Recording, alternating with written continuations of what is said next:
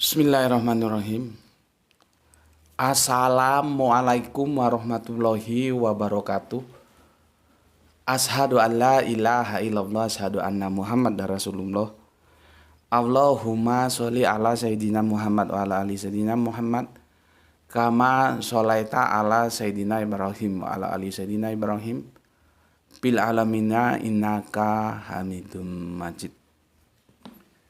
Sebelumnya kita panjatkan dahulu doa kepada Gusti Allah Ingkang Maha Agung untuk saudara kita yang telah memberikan sholawatnya, ya, sehingga channel dakwah ini dapat terus eksis hadir di ruang-ruang diskusi kalian semuanya, ya. Atas kemurahan hatinya diucapkan terima kasih sudah memberikan sholawatnya berupa infak dakwah di channel ini. Semoga Allah balas dengan balasan yang lebih baik lagi. Berikutnya, untuk seluruh viewer terkasihku, aku ucapkan terima kasih, ya, atas doa-doa baiknya. Semoga kebaikan itu juga tercurahkan untuk kalian semuanya, dan semoga selalu eksis sebagai yang anti download dan anti skip, ya, dan semoga lebih jauh lagi melangkah berani mengikuti apa yang seharusnya diikuti, yaitu mengambil langkah dakwah untuk mensiarkan atau bahasa kerennya men-share kajian-kajian dari link dakwah ini. Oke, itu yang harus aku sampaikan setiap awal kajian kita sebagai wujud terima kasih kita kepada mereka yang berjasa mendukung channel ini. Oke, kemarin aku telah unggah tentang Injil, ya, tentang Injil yang judulnya satu lagi Injil dari Paulus, ya. Aku sudah baca komen-komen kalian, bagus-bagus semua, dan aku sepertinya perlu menanggapi komentar yang ada supaya tidak bertumpuk, ya, dan supaya nanti kita bisa melangkah. Ini seri 1 tapi dalam sini, ya. Berarti sekarang seri kedua, tuh, ya. Seri yang kedua. Ini memang kalau nggak tahu urut-urutannya bingung, ya, makanya kalau nggak ngajinya runut ya bingung juga gitu. Ini seri kedua dari yang ini. Artinya aku sendiri belum bisa masuk ke ini, menjelaskan ini, karena aku harus menjelaskan dulu komentar yang masuk, ya. Jadi kita bikin seri 2, baru nanti setelah aku jelaskan ini kita masuk ke sini seri 4. Oke, tentunya tidak semua tidak semua komentar bisa aku tanggapi karena nanti juga kita terbatas waktu sih, ya. Ini kita kasih tajuk, kalau kemarin satu lagi Injil Paulus, ya, setelah ada 5 Gospel. Maka kali ini seri 2-nya kita bikin masih Injil Paulus, tapi ada yang nggak percaya Paulus punya Injil. Ya, ada yang nggak percaya Paulus punya Injil gitu. Tulis deh, ada yang nggak percaya Paulus punya Injil. Ini kamu tulis di situ supaya nanti gampang kamu kasih judul, ya. Jadi ada yang nggak percaya. Jadi ini tertuju kepada yang nggak percaya. Semoga nanti bisa percaya. Tapi percaya itu kan tidak bisa. Pokoknya percaya harus ada pengetahuannya. Punya Injil. Nah, maka aku akan menyuguhkan pengetahuan, ya, supaya nanti bisa. Jadi nggak bisa kita percaya tanpa pengetahuan, itu nggak bisa. Harus dibangun dengan pengetahuan, ya. Jadi ini aku menjelaskan bagi yang tidak percaya, tapi yang sudah percaya juga bisa ngikuti supaya lebih jelas lagi, gitu, ya. Oke. Sebelumnya aku jawab dulu supaya fair ini, supaya tidak ada yang merasa ditinggalkan, ya. Kita tetap membagi porsi yang sama bagi komentar Islam dan Kristen. Al-Quran ini tolong kamu ginikan supaya nggak jatuh. Ini susunan ini, ya, diginikan, disusun yang bagus, ya, gitu. Sudah, yang penting dia nggak jatuh. Oke, pertama karena ini lebih singkat, untuk Mas S yang menanyakan sholat subuh itu berapa rakaat, ya, bila menurut Al-Quran. Itu alhamdulillah sudah dibantu oleh saudara kita dari Yogyakarta, nggak salah, ya, Mas EM itu sudah memaparkannya sebegitu jelimetnya ya. Aku terima kasih sudah dibantu. Memang begitu, tidak harusnya semua harus aku yang jelaskan. Kalau teman-teman ada yang bisa jelaskan, jelaskan saja, jangan takut salah. Nanti salah ya kita cari benernya di mana gitu. Yang namanya juga belajar kok. Jangan nggak pernah salah, karena apa nggak pernah salah? Ya nggak pernah belajar. Yang bagus itu pernah salah, itu bentuk karena dia pernah belajar. Belajar itu ya tentu dari yang salah-salah nanti bisa menjadi menuju kebenaran gitu. Ya, terima kasih untuk Mas yang di Jogja sudah menjelaskannya, deskripsinya begitu panjang ya. Aku hanya menambahkan untuk Mas S, silahkan lihat di tajuknya, aku lupa. Itu tanya sama seniormu ketika aku memberikan penjelasan kepada yang kemarin kehilangan celananya itu, yang dia dosen ya, nggak sampai sekarang celananya sudah ketemu atau belum nggak tahu ya, yang dia bilang tidak ada perintah sholat 5 waktu dalam Al-Quran, dan aku sudah jelaskan, cari di situ tajuknya tentang itu ya. Semua sholat ada, tinggal kamu jeli atau enggak ya. Nanti tonton aja di video itu berseri kalau nggak salah seingatku ya, bahwa penjelasan tentang sholat 5 waktu di dalam Al-Quran. Sebentar, aku carikan. Sebetulnya di sini sudah aku, sebentar, kalau ada ya, supaya kamu nggak begitu sulit mencarinya. Tapi aku sarankan tonton juga video itu ya. Di sana ada penjelasan tentang pembagian waktu-waktu sholat ya. Sebentar, semoga aja ada. Oh, enggak ada. Kamu lihat di, sebentar, tak screenshot, enggak ada ya. Dulu aku sudah screenshot, ternyata enggak ada. Sebentar, ini mungkin ada.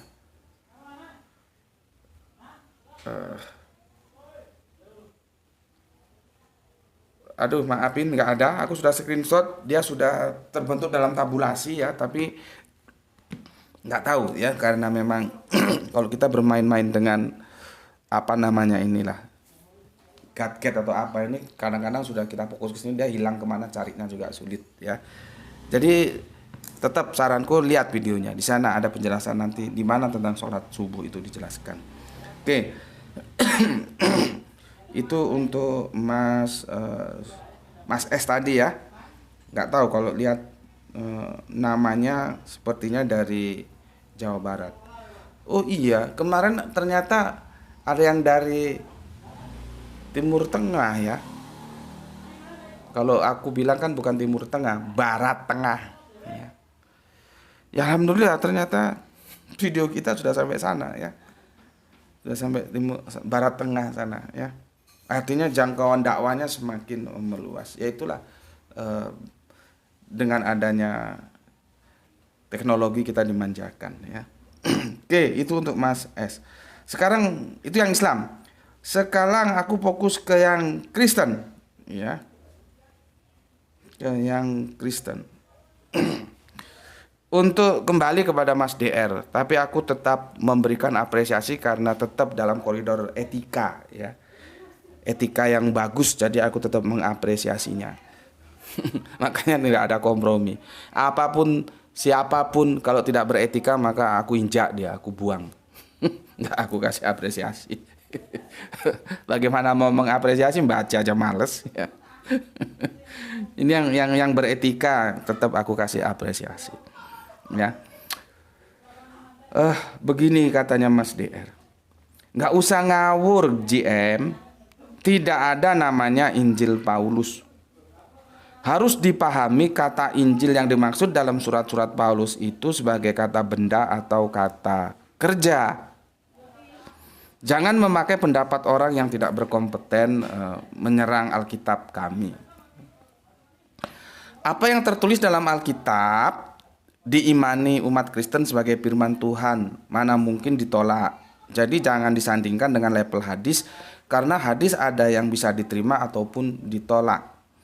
Saran saya ada baiknya kutip pendapat pakar Alkitab yang berkompeten dan coba bandingkan dengan pendapat sampean, karena dalam hal ini sampean yang memberikan kajian. Coba buka kitab suci level hadis judulnya. Nanti Bapak setelkan. Ya, buka. Cari. Oke, terima kasih saudaraku DR ya. Semoga sehat selalu. Salam untuk keluarga di rumah. Meskipun aku enggak tahu kamu ada di mana gitu ya. Aku enggak tahu. Dulu sepertinya pernah memberikan penjelasan Jawa Timur atau gimana gitu, atau Jawa Tengah. Ya.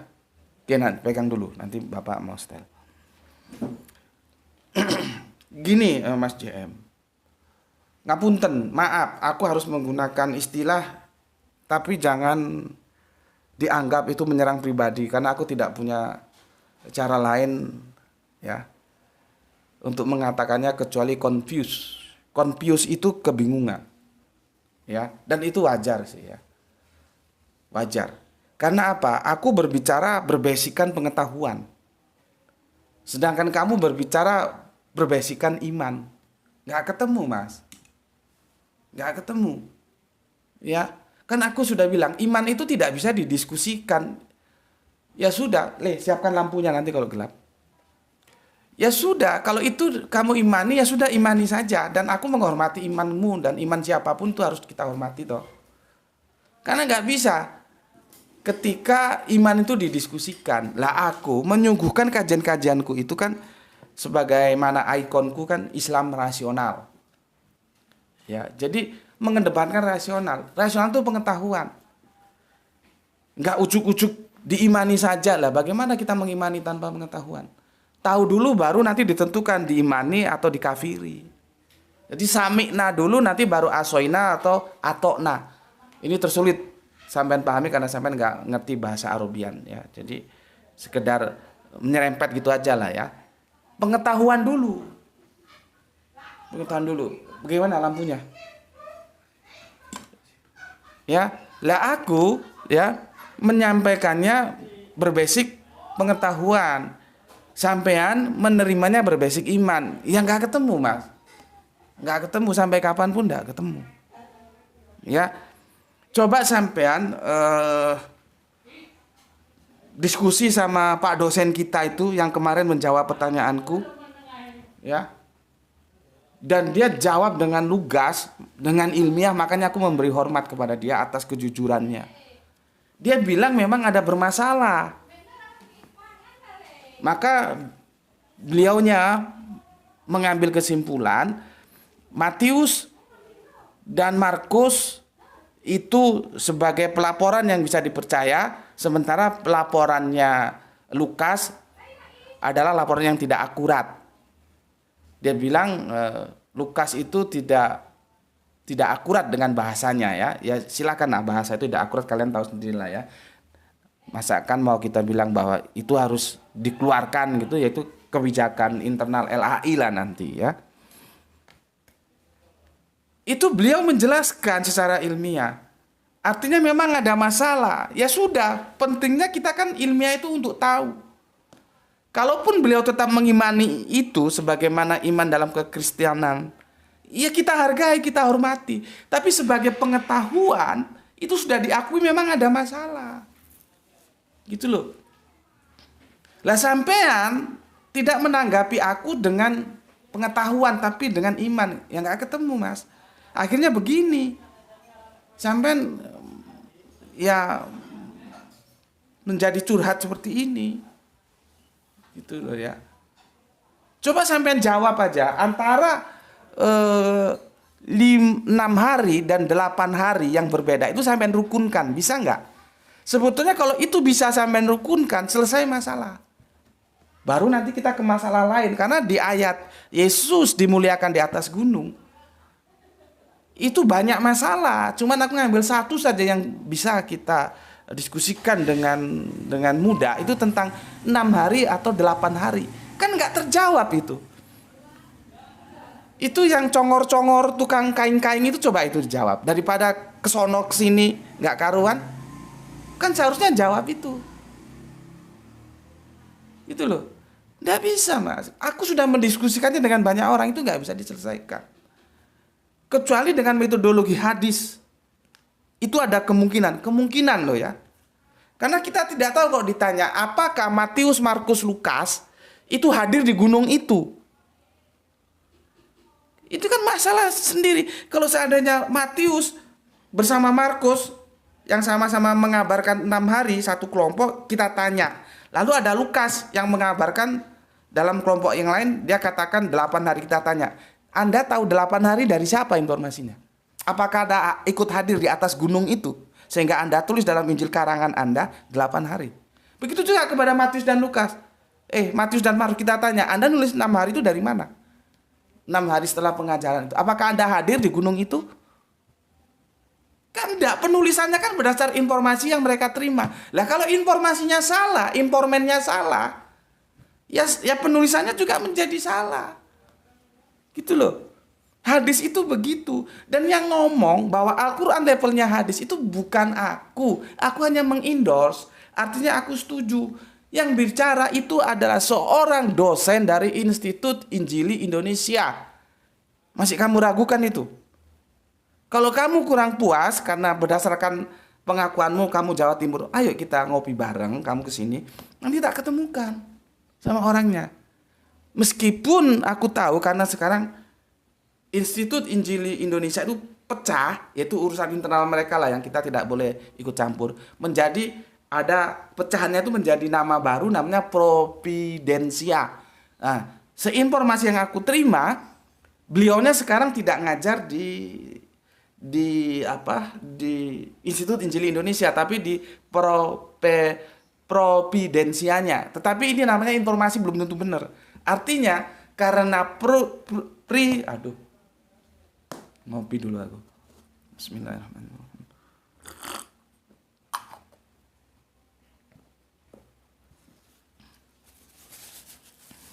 Karena Providensia maupun Institut Injili Indonesia ada di kotaku, di Kota Batu ini, bagiku nggak ada masalah.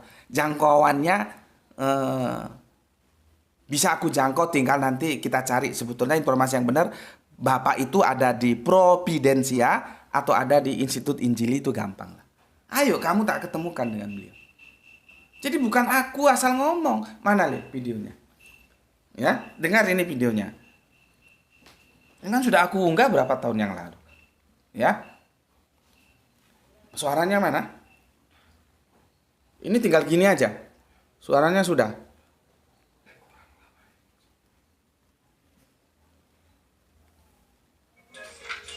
Oh, dia iklan. Sebentar. Di mana ini? Sebentar ya. Ini.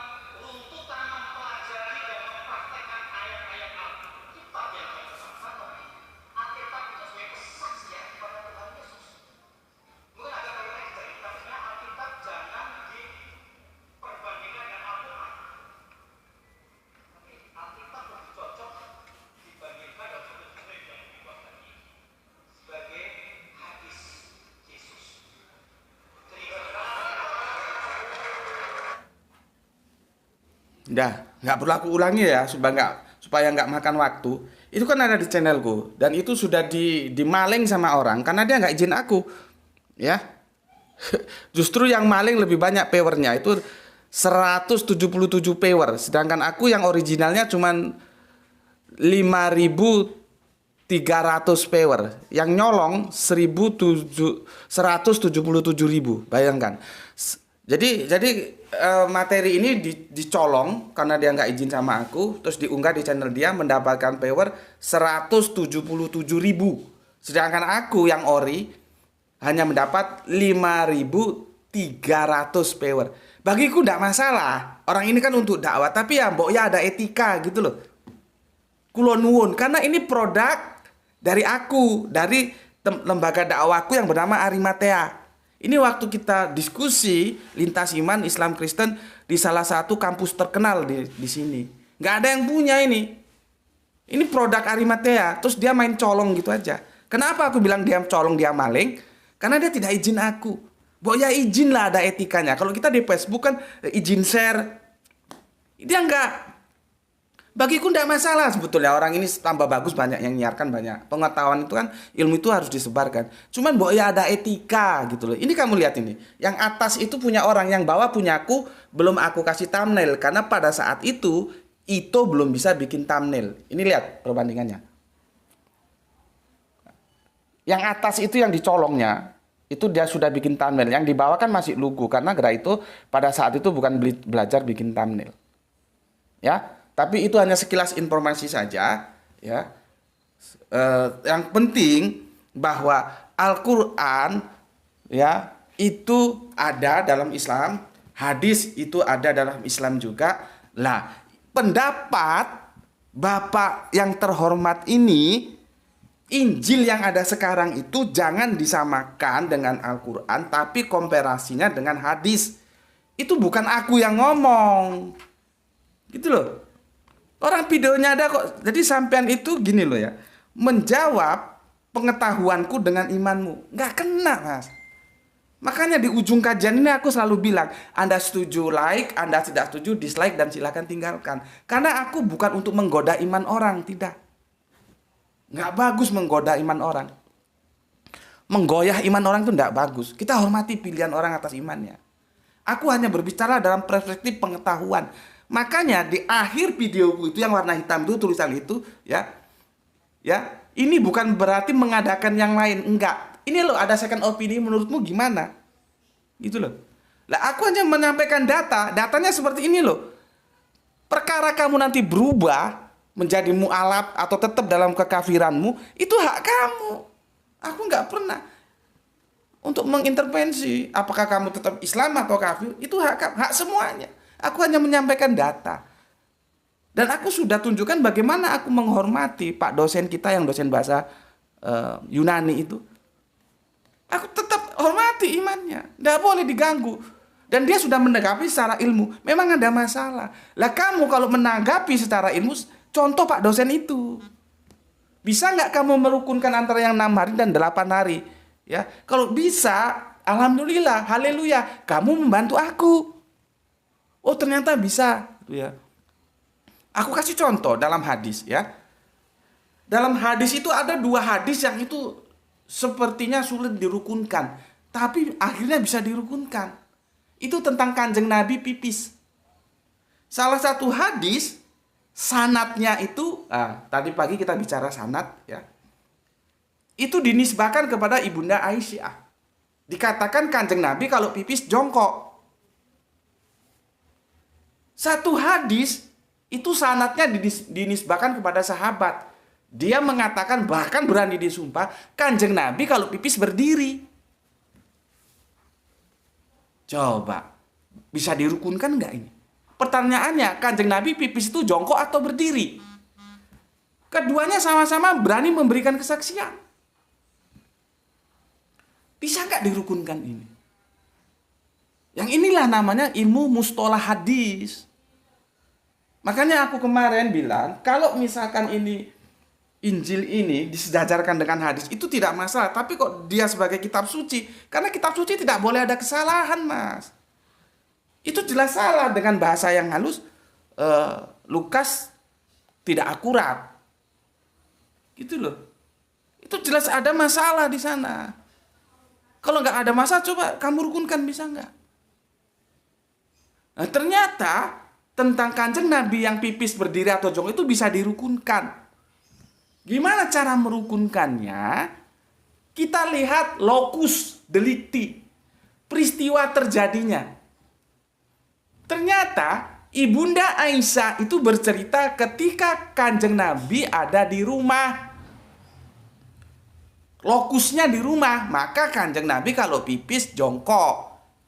Sementara sahabat mengatakan Kanjeng Nabi kalau pipis berdiri itu lokusnya di perjalanan. Jangan dibayangkan seperti sekarang ada toilet di pom bensin, jangan. Dulu itu hamparan padang pasir begitu luas. Kalau Kanjeng Nabi mau pipis itu dipegang ya biasanya kan, yang untuk sholat Bapak, yang untuk gini-gini itu. Untuk alas supaya tahu, supaya Om DR ini ngerti. Yang untuk alas sholat, jangan bikin Bapak marah. Yang untuk alas sholat kalau pagi kan ada di sini.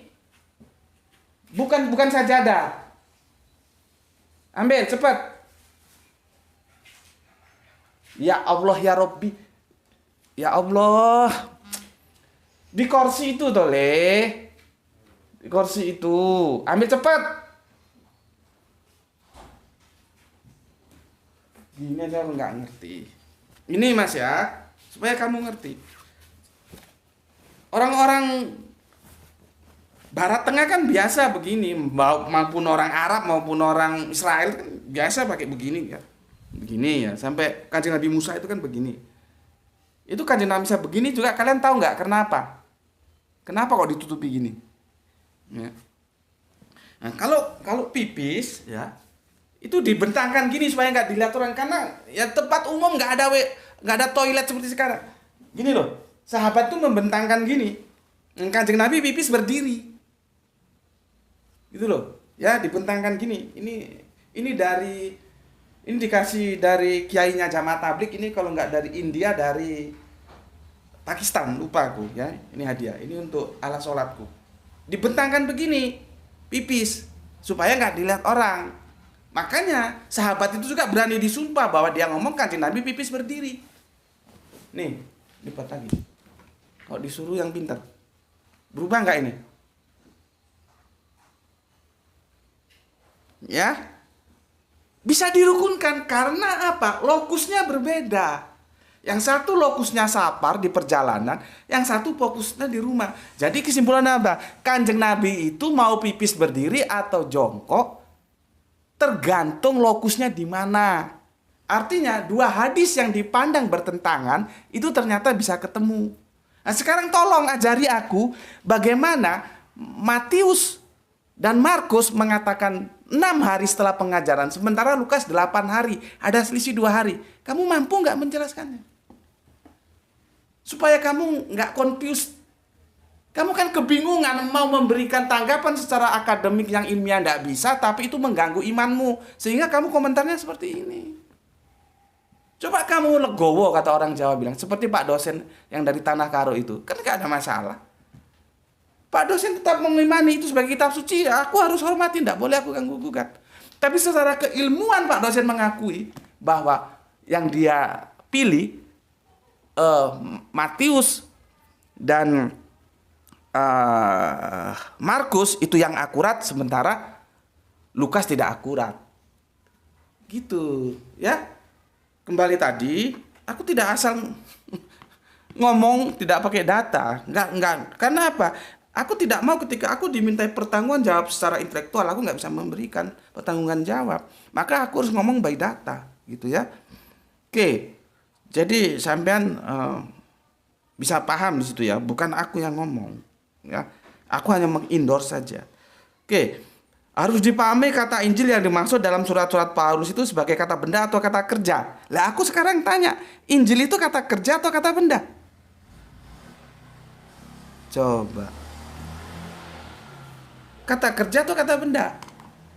Ya, kamu bisa nggak menjelaskan kepada aku seperti aku menjelaskan Al-Quran? Jadi gini ya.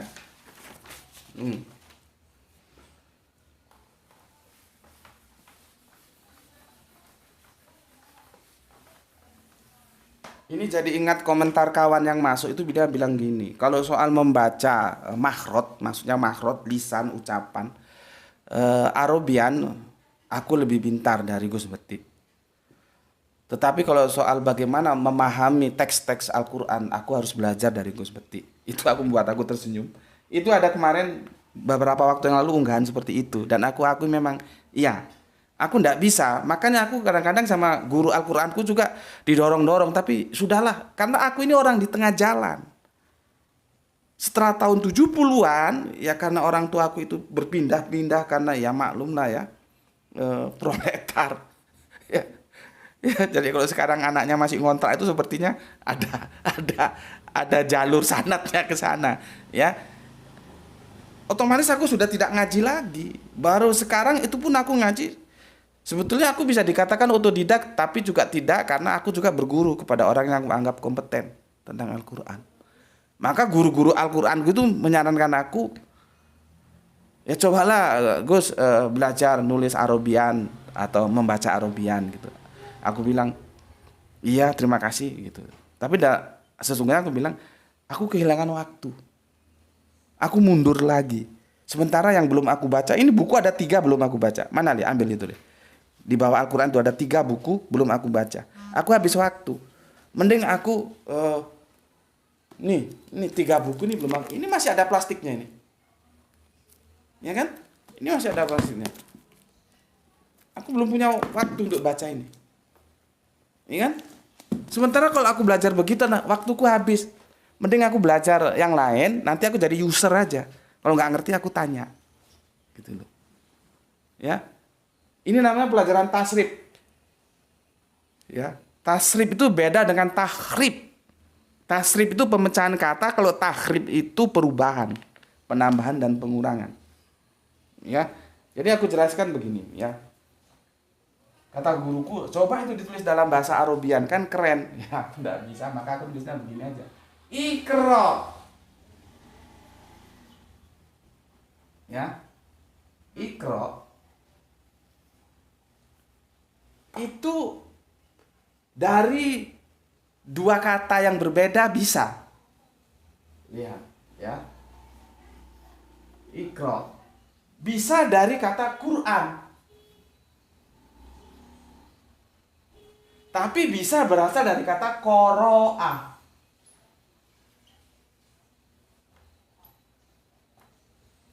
Ya. Ini seharusnya dalam edisi Arabian aku jelaskan, cuman aku nggak bisa. Nanti kalian yang pinter-pinter lah ya. Kalau kalian ngajar ke orang, di Arabiankan jangan seperti ini. Ini kelemahanku, nggak bisa. Ya. Ini Quran. Ini qoro'ah. Ya. Quran itu apa? Quran ini ya isim atau kata benda atau noun, kata benda. Iya loh, bahasa Inggrisnya noun. Ya. Artinya apa? Ya kitab. Kitab itu namanya Quran. Proper name dia. Ya. Sedangkan ya qoro'ah ini ya. Ini dia bisa fiil, ya. Ya.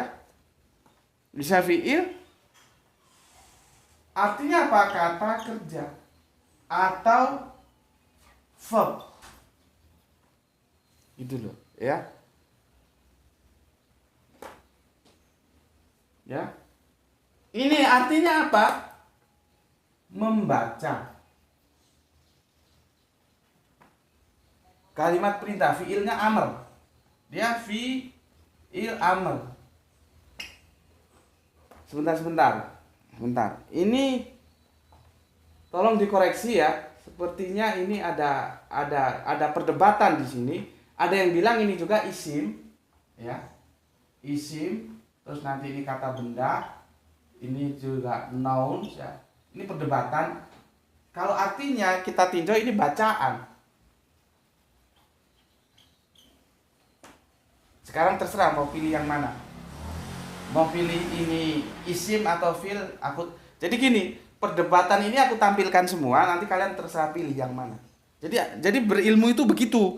Apa yang ada disampaikan, nanti pendengar itu silakan memilih. Jangan yang disampaikan itu yang kita setuju, yang nggak setuju disampaikan. Itu sudah menggiring.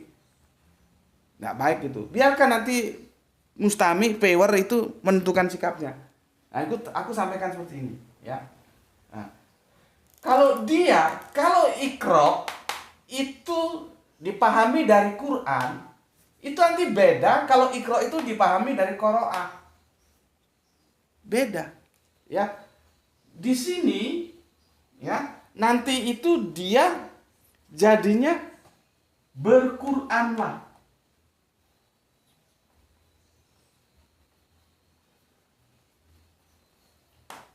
Ya. Kalau di sini ini jadinya apa? Bacalah. Ya. Kalau ini namanya dia sudah makrifat atau sudah jelas atau sudah tertentu. Kalau di sini dia masih nakiroh. Artinya apa? Terbuka, belum tentu. Tergantung yang dibaca apa. Maka ini bisa kita bilang dia eksklusif, tertutup. Ini inklusif, terbuka. Ya. Oke.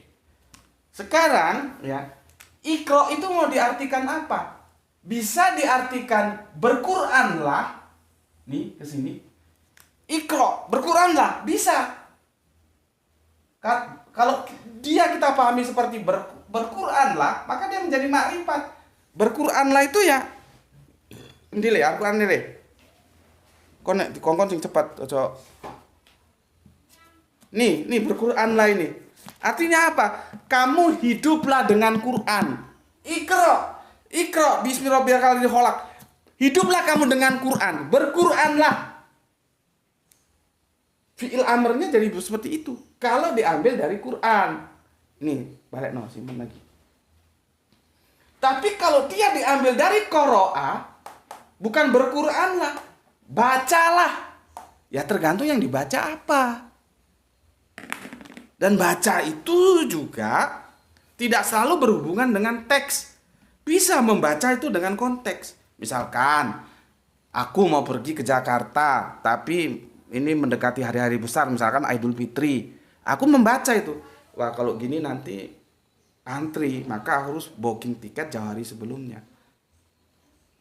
Atau lewat aplikasi gitu. Itu namanya membaca, tapi konteks bukan teks. Terus ada lagi, wah ini mau mendung ini, tolong ambilkan jas hujan supaya bapak nanti nggak kehujanan mau ke Malang. Nah, itu aku membaca fenomena, itu konteks, ya. Tapi ada juga membaca, misalkan ini, ya. Ini tadi dari undangan dari Dewan Dakwah dihadiahi buku tentang Pak Natsir. Nah, ini misalkan ya. Nah, baca ini bisa. Mosi integral Natsir mengokohkan NKRI. Nah, ini aku baca teks. Tergantung mau membaca tekstual maupun kontekstual. Ini jadi dia terbuka, tinggal apa yang dibaca. Bacalah, maka dia inklusif. Kalau ini eksklusif ya nggak bisa tidak, karena dia dari berquranlah. Artinya hiduplah kamu dengan Quran. Nah, Quran itu posisinya di mana? Ini dia proper name. Proper name itu cukup diketahui saja, tapi nggak boleh diartikan.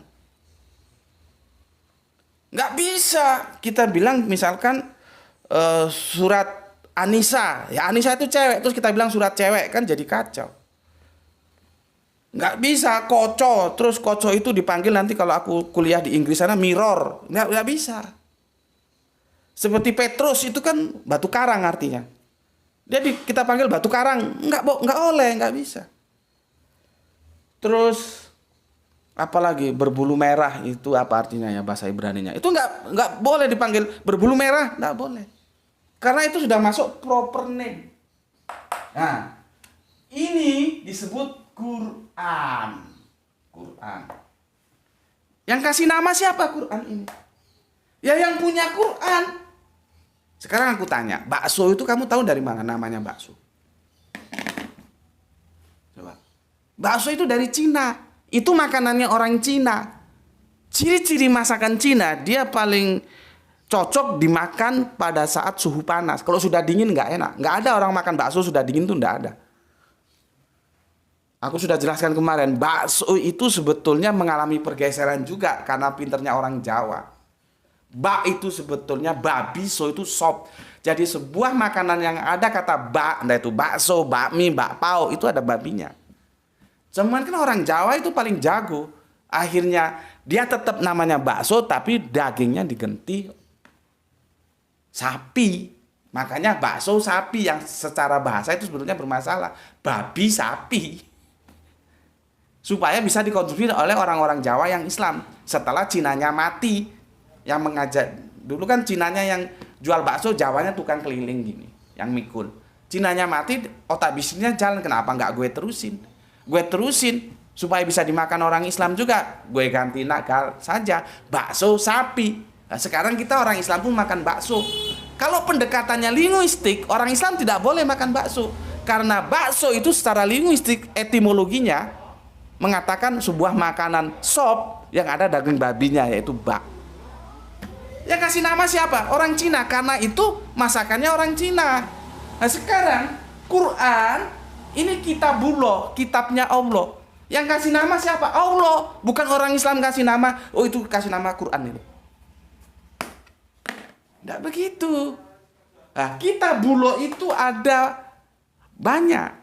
Suhuf Ibrahim, Torah, Zabur, Injil, Quran. Ini semua kitabullah. Yang kasih nama siapa? Ya Allah, orang itu kitabnya Allah. Ya. Makanya aku menolak kalau Injil itu berasal dari bahasa Yunani yang artinya kabar baik. Aku tolak. Gitu loh. Aku tolak itu. Nanti di tangan orang Inggris dia nggak namanya Injil lagi, jadi gospel. Apa artinya gospel itu? Apakah gospel itu satu kata atau dua kata? God, Tuhan, dan spelling. Jadi gospel atau gimana? Karena setelah kita lihat apa sih gospel itu firman Tuhan. Ya berarti kan kata-kata Tuhan. Jangan-jangan gospel itu dari kata God, Tuhan, dan spell itu spelling ucapan kata-kata Tuhan. Kata-kata Tuhan apa ya firman itu. Tapi apakah dia turun dikasih nama gospel? Kan enggak. Ya yang punya kitab itu karena itu kitabullah. Yang kasih nama Injil itu ya Allah. Bukan orang pagan yang kalian bilang Yunani. Gimana? Kitabnya yang punya Allah, yang menerima kitab itu orang Israel, bahasanya Ibraniun Aramaik. Lah kok tiba-tiba kitabnya itu berbahasa Gerika, bahasanya orang Yunani sana. Kan ya nggak nyambung otaknya. Gitu loh. Nggak nyambung. Makanya sekarang kamu bisa nggak menjelaskan aku, nah ini diganti Injil. Terus jelaskan sama aku seperti ini, sehingga nanti kita bisa tentukan dia kata kerja atau kata benda.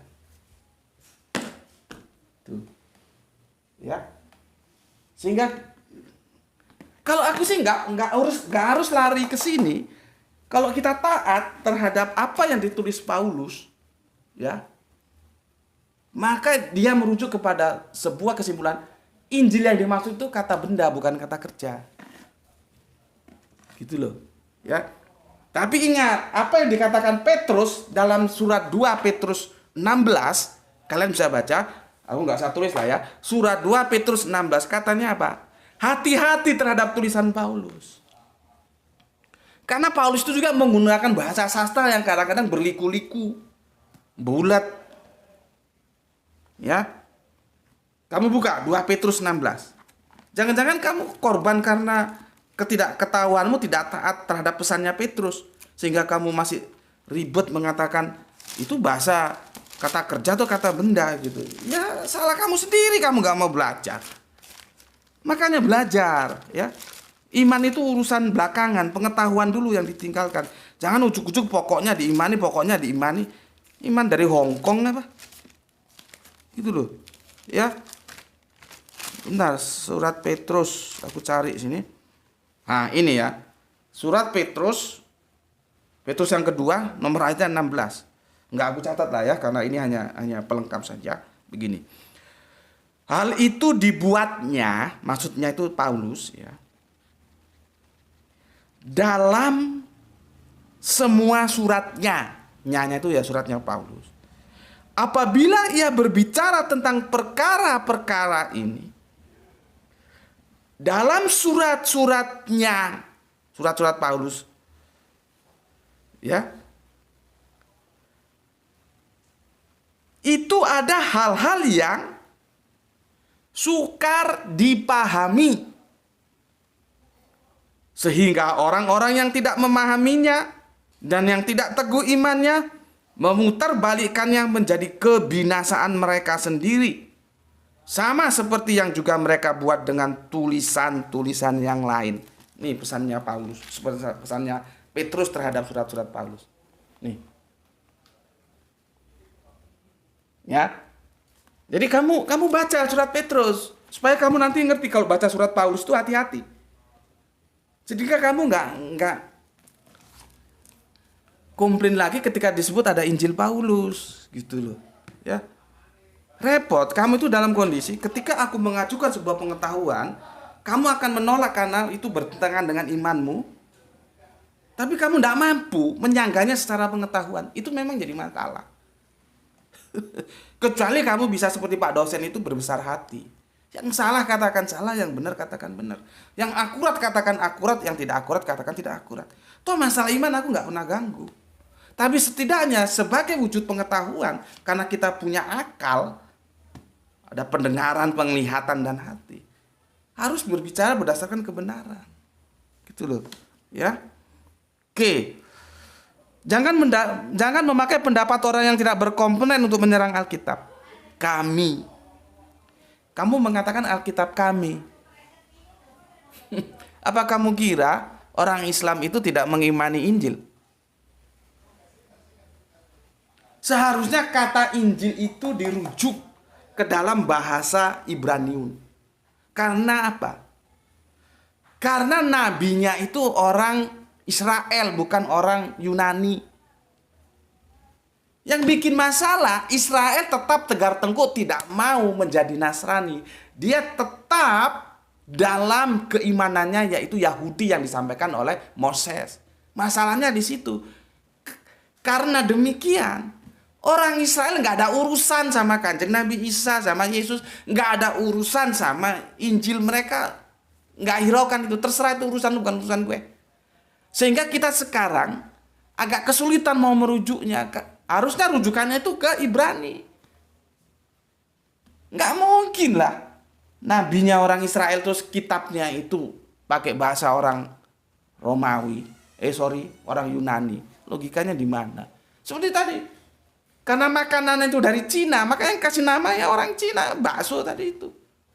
Gitu loh. Ya. Ini sederhana kok. Terus kamu bilang tidak berkompeten, ya.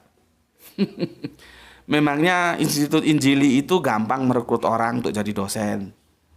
Jangan karena kamu tidak sependapat kamu bilang tidak berkompeten. Ya.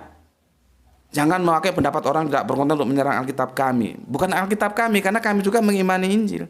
Masalah Injil yang mana itu memang lain cerita.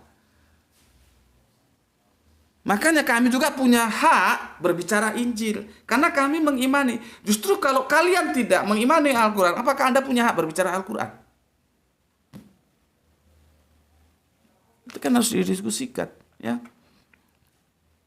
Dan ini kata-kata ini tidak tepat. Aku tidak menyerang.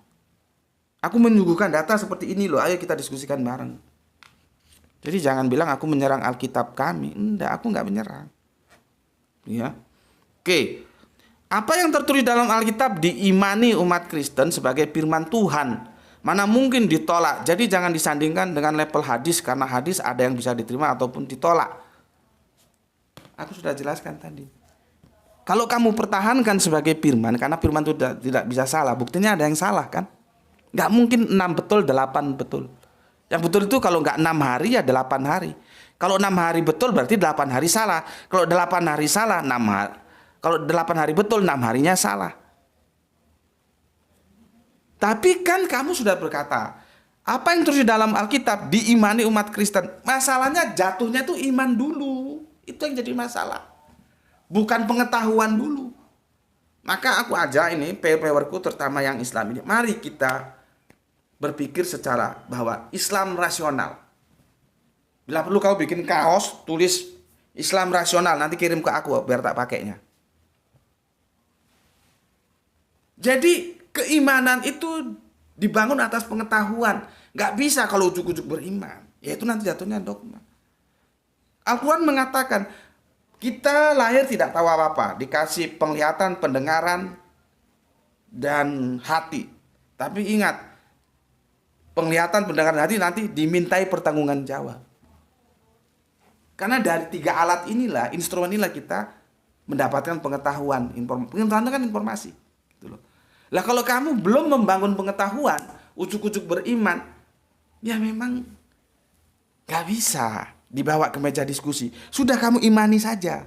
Kalau kamu terganggu di channel ini imanmu, silakan cari tempat lain. Karena aku nggak mau dibilang suka menyerang Alkitab. Enggak baik kata-kata itu. Aku banyak teman-teman pendeta, ya kami biasa diskusi. Dari saksi Yehova, dari Tauhid, dari yang Trinitas juga ada. Jadi jangan menggunakan kata bahwa aku menyerang, itu kan tidak baik. Enggak, aku tidak menyerang. Aku mengajak berpikir. Kalau kamu nggak siap berpikir, karena aku sudah bilang, cari channel lain yang sesuai dengan imanmu. Kalau merasa di sini imanmu terganggu, tergoyahkan, aku tidak mengganggu, tidak menggoyahkan. Mengajak berpikir, basicnya pengetahuan, ya. Jadi apapun yang terus dalam Alkitab itu diimani saja, ya sudah kalau kamu imani. Jangan didiskusikan. Kalau diskusikan dia akan tertutup. Secara kebenaran nggak bisa dikatakan kitab suci karena ada yang salah. Padahal kitab itu kalau sudah dikatakan suci, tidak boleh ada satu pun yang salah. Harus 100%, 100% harus benar semua. Kalau ada yang salah nggak? Al-Quran itu nggak boleh ada salah satu pun. Kalau ada satu pun ayat salah, itu sudah bukan Al-Quran, bukan suci lagi. Bismillah.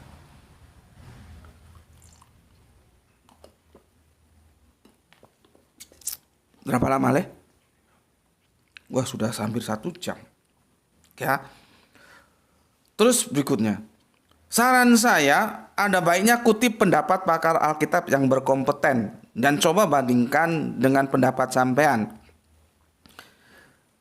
Karena dalam hal ini sampean yang memberikan kajian. Sekarang gini, Mas. Yang jenengan anggap yang berkompeten itu yang seperti apa? Yang satu iman dengan sampean. Begitu. Yang pendapatnya itu mendukung keimanan sampean. Jadi kalau itu menggugat keimanan sampean tidak berkompeten. Seperti tadi Pak dosen dari Institut Injili tadi yang mengatakan Injil jangan disandingkan dengan Al-Quran. Itu nggak kompeten, begitu. Aku nggak tahu, makanya aku tanya. Terminologi pakar yang kompeten itu yang seperti apa? Tolong nanti kasih bukunya ke aku, ya. Atau minimal baca buku ini, gitu. Jadi kita berdasarkan by data, by referensi, ya. Jadi mana kitab yang berkompeten, mana yang tidak, gitu ya. Terus kalau misalkan buku ini kompeten atau enggak, gitu ya. Ini pakar ini Bu, ini dokter ini, alumni dari Leiden ini, dari Belanda ini, kompeten enggak? Apa menurutmu yang kompeten Bu? Apa dia harus terbitan alumni dari luar negeri atau gimana gitu ya? Aku saking bukuku tertumpuk-tumpuk, aku punya tafsir perjanjian baru loh. Jangan kamu kira aku enggak punya. Ya, jangan kamu kira aku enggak punya tafsir perjanjian baru. Punya. Tolong di bawah nyarinya sulit, tumpukan-tumpukan itu. Ya, apa yang maksud kamu kompeten itu seperti apa? Aku ikuti, nggak apa-apa. Ya, aku ikuti. Ya, nanti aku kajikan dengan aku. Ya, oke. Nah, sekarang kita coba. Yang namanya diskusi itu nggak bisa menang-menangan pokoknya, nggak bisa. Ya, harus kita juga memberikan ruang untuk memberikan kesempatan. Tadi aku bilang, aku tolak. Kalau Injil itu dari bahasa Gerika, bahasanya orang Yunani, aku tolak. Ya, jadi begini ceritanya. Ya. Supaya kamu jelas. Di sini harus ngerti mana budaya, mana agama. Ya. Yang namanya Yunani, ya. Yunani, ini kebetulan Pak dosen kita dosen bahasa Yunani. Yunani, ya, ini adalah budaya.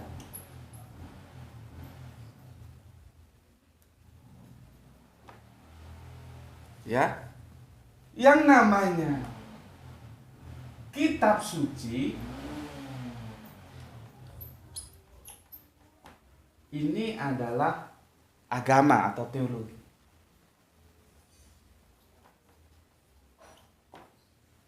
Agama. Posisi Injil itu,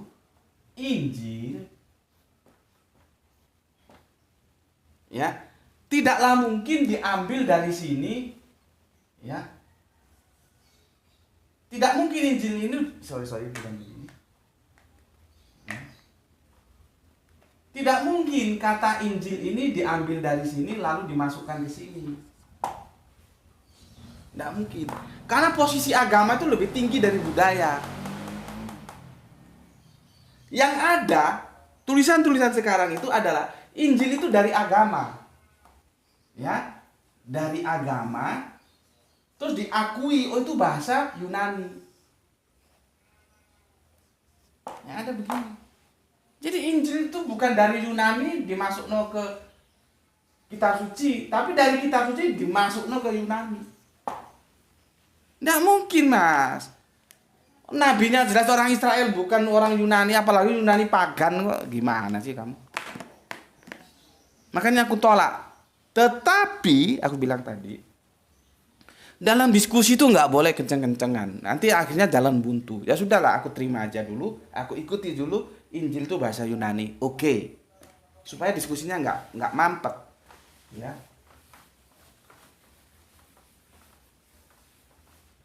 Aku sudah coba cari informasi tambahan. Maksudku, ada nggak tambahan baru tentang Injil itu ya? Ternyata nggak ada. Masih seperti yang dahulu juga.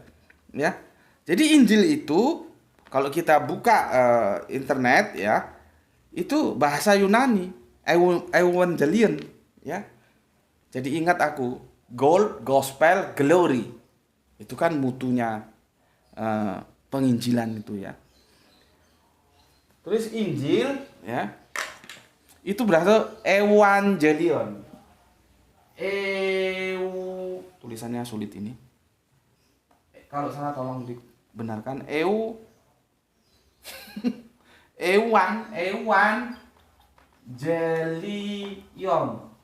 yang mungkin menjadi perubahan bahasa menjadi Injil.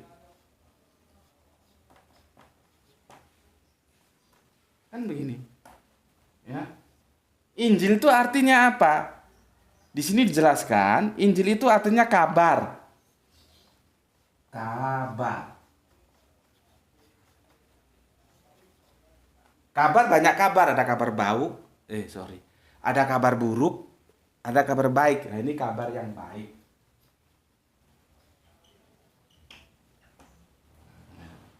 Jadi Injil itu artinya kabar. Kabar, ya. Jadi kalau kabar, sebentar di sini, ya.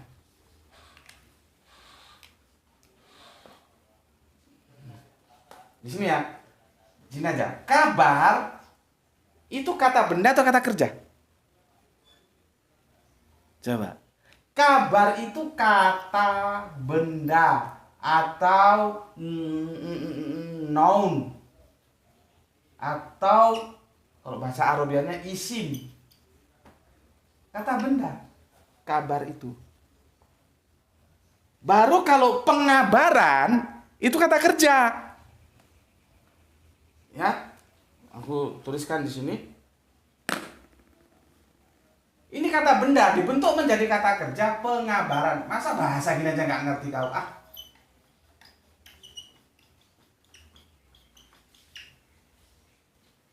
Pengabaran, nampak lihat? Ya, ini baru kata kerja atau verb atau fiil. Jadi beda antara kabar dan pengabaran. Ya. Yang tertulis di sini Injil di Galatia itu, bukan liar dia.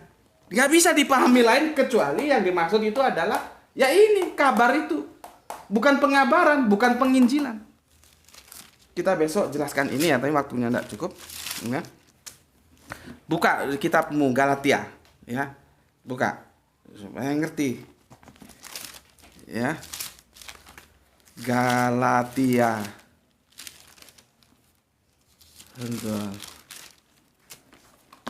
nih, hanya satu Injil,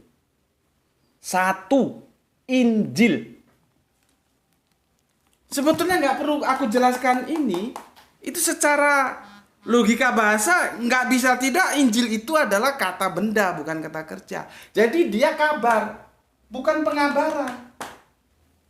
Kamu tanyalah kemana-mana, Injil itu artinya apa? Mesti kabar baik, bukan pengabaran baik. Gimana? Cuman sayangnya kan seperti itu. Bisa nggak kamu melakukan penjelasan seperti aku menjelaskan Al-Quran tadi? Itu namanya tasrif, pemecahan kata. Gitu loh. Ya. Aku kira cukup lah ya penjelasan dari aku ya. Semoga ya aku ini orangnya ngomongnya bla-blaan dan keras seperti ini, tapi jangan dianggap itu aku tidak bersahabat. Enggak, aku terima kasih sama kau ya.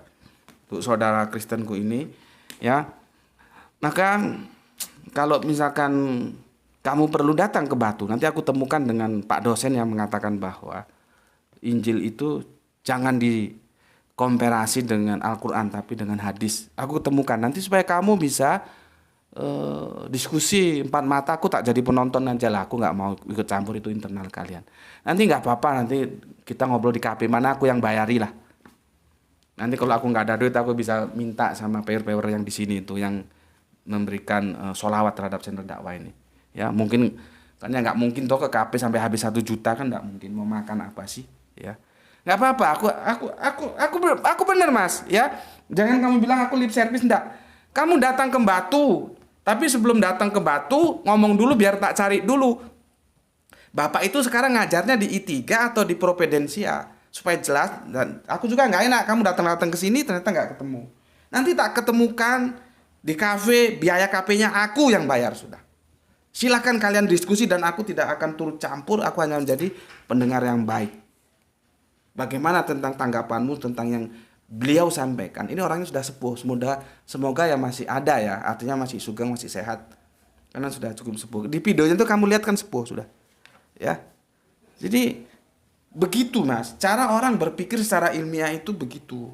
Bapak dosen ini, juga bapak dosen saudara kita yang dari bukan Aceh, Tanah Karo, itu berpikir akademis begitu. Masalah nanti mau tetap diimani sudah urusan masing-masing gitu loh. Jadi jangan lagi kamu bilang bahwa aku tidak mengambil dari referensi orang-orang yang berkompeten. Makanya aku tanya, kompeten tuh menurutmu apa ukurannya supaya jelas? Atau kasih aku buku yang kompeten menurutmu. Ya. Oke, itu untuk saudaraku DR ya. Sekali lagi tolong jangan disalahpahami, aku tetap menganggap kamu sebagai saudaraku, sebangsa, setanah air ya, sahabatku. Aku akan memberikan fasilitas supaya kamu dapat penjelasan. Silakan main ke Batu ya. Dan aku ucapkan terima kasih atas atensinya. Semoga perbedaan silang pendapat kita ini tidak menjadikan kita menjadi terpisah, tidak ya. Kita tetap bersahabat gitu. Itu dari aku, dan sekali lagi secara umum Anda setuju dengan kajian di channel ini silakan like, dan Anda tidak setuju silakan dislike dan cari tempat lain yang Anda merasa nyaman di sana. Itu dari aku, dan untuk seluruh viewer terkasihku, semoga kalian semua mendapatkan rezeki yang barokah, kesehatan yang prima. Ya, semoga kita dapat melanjutkan kajian kita sebagaimana waktu-waktu yang lalu. Itu dari aku. Bismillahirrahmanirrahim. Alhamdulillahirabbil alamin.